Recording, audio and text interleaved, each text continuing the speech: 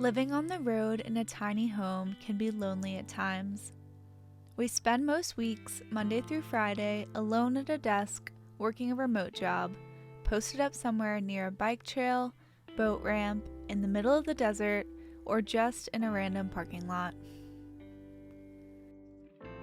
When you spend a lot of time by yourself and in nature, you learn to appreciate the little things. The warmth of the sun, a sunrise dip, crispness of the breeze, wildflowers that shoot up out of nowhere, the slowness of life, snow in the desert.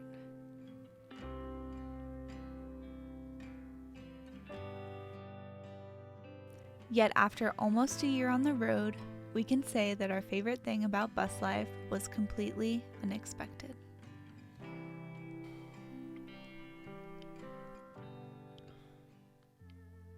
We built our new home in 9 months from the ground up, having no previous experience with plumbing, carpentry, or electrical, but figured it out one step at a time.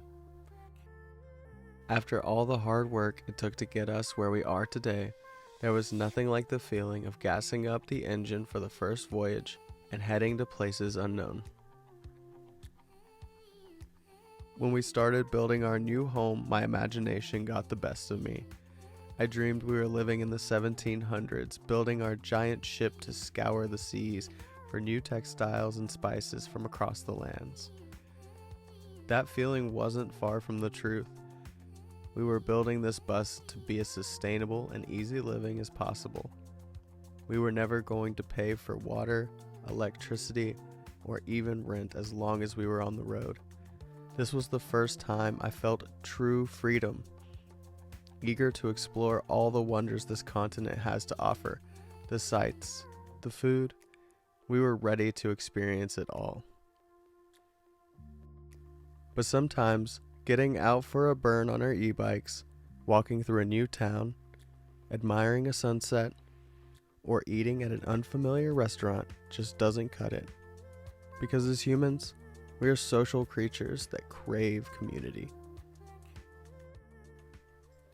Our first trip out was to this nomadic gathering called Schoolypalooza. We had no idea what was in store or the sheer amount of people living this lifestyle.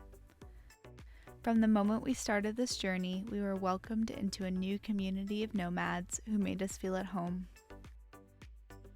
We've had strangers who become friends by asking to see the inside of the bus, taking the time out of their day to come say hello.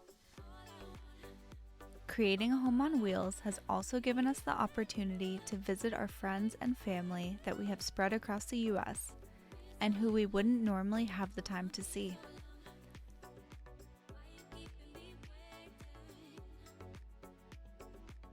Just as the bus became home to us, and we drove away from our hometowns, we had friends that gradually moved to create new homes and dreams of their own in far-off places.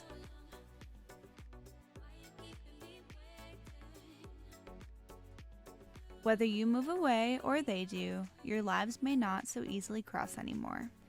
But when you live on the open freeway and can have the comforts of your home anywhere, an extra 4-hour drive feels like just a block up the road for most. While we have seen some breathtaking views, moving into a school bus has become more than just traveling to see sights and having new experiences for us. It has become about community. It's the moments of creating shared experiences with friends, new and old, that make traveling even more memorable.